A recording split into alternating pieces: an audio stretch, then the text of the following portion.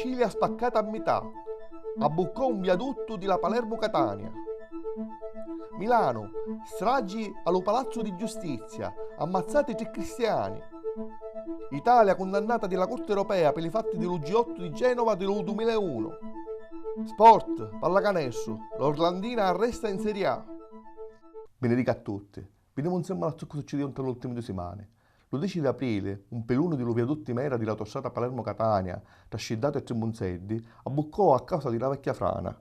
E tutto il pezzo di viadotto s'appoggiò all'auto. Stavolta non c'è verso di fare passare ciò che succedeva per una fatalità. Erano 10 anni che si sapeva di sta frana e ci sono precise responsabilità perché non si fece niente per fermarla. L'13 la procura di Termini fece sapere che grapì l'indagine. Lo giorno appresso il ministro Del Rio scendì in Sicilia e annunciò che ci vogliono 2 anni per abbattere e costruire a rete i 2 viadotti. La Sicilia, trattata peggio che una colonia, ora è spaccata a metà e i siciliani si domandano se avessero servuto pure 2 anni per abbattere e costruire un viadotto, per esempio, di la Milano-Turino. Lo passato giovedì 9 di aprile, Claudio Giardiello, impresario immobiliare, ammazzò altre persone dentro il Tribunale di Milano.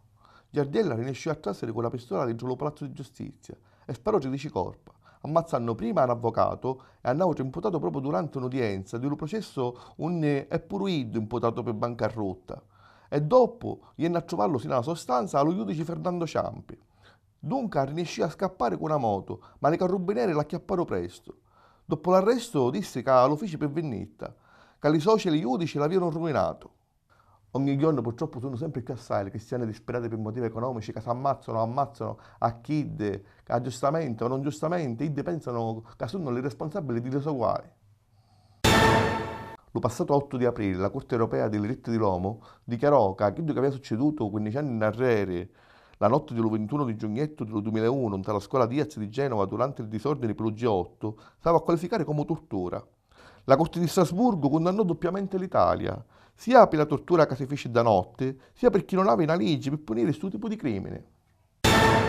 Sempre la Corte Europea dei diritti dell'uomo, il 14 aprile, condannò lo Stato italiano a risarcire con 10.000 euro per danni morali l'ex funzionario di Rosisda e della Polizia di Stato Bruno Contrada, condannato per concorso esterno di associazione mafiosa, perché sul reato ad epoca non era sufficientemente chiaro.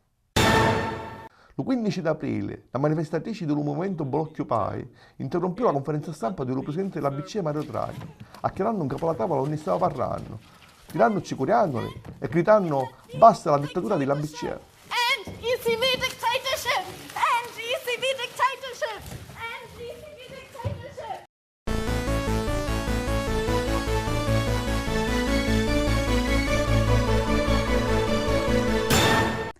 Benedica a tutti. Pallacanestro in Serie A mascolina. Sabato 11 di aprile l'Orlandina conquistò la salvezza matematica quando ancora mancano 4 giornate per finire il campionato, battendo allo Palauriga di Ciapani lo Brindisi con il risultato di 66-65. Pallavolo, il 14 di aprile, il Tribunale di Forlì assolviò i 2 medici che avevano certificato l'idoneità alla pratica di attività sportiva a vigor bovolenta. Il campione di pallavolo morto durante una partita in tal marzo del 2012. Il paese siciliano Montalbano vincì il titolo di Borgo dei Borghi. Vediamo insieme allo servizio di Claudia Blesi.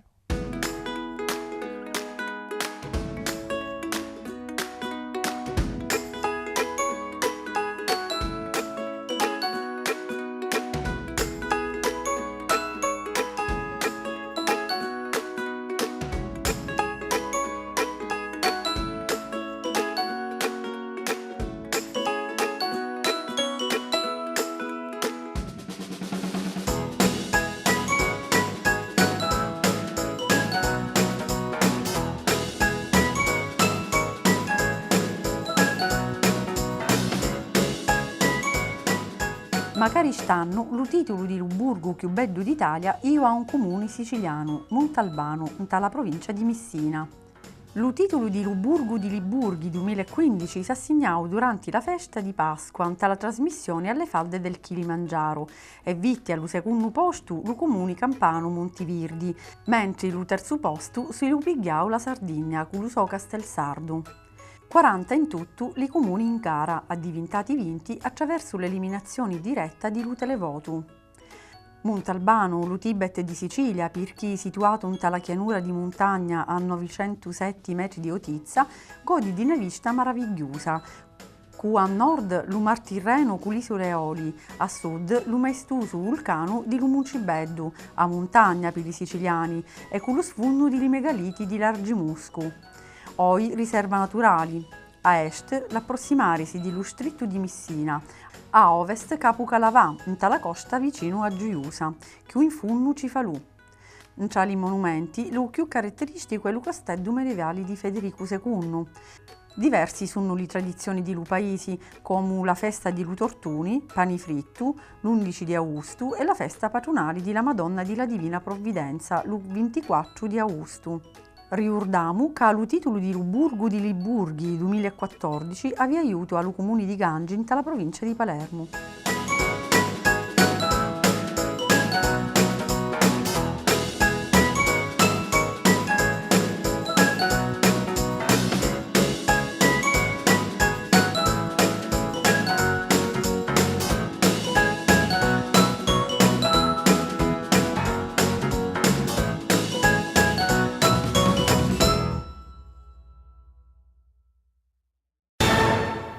Questo è tutto per questa puntata. Ni vediamo alla prossima. Salutiamo. Salutiamo.